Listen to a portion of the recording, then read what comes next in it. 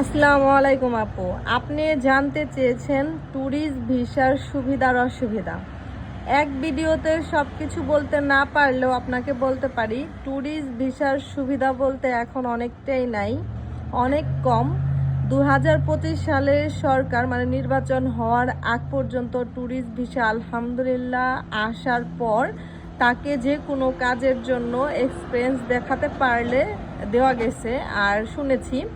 কিন্তু এখন এই সরকার আসার পর, নতুন সরকার আসার পর কানাডাতে 2025 নির্বাচনের পর থেকে নিয়ম করেছে ট্যুরিস্ট ভিসায় আসলে শুধু জাস্ট ট্যুরিস্ট ভিসাই 6 মাস থেকে আবার ব্যাক করে চলে যেতে হবে। এটাই হচ্ছে মানে আপনার একটু সুবিধা যে আসবেন, কানাডা দেখবেন, ঘুরবেন।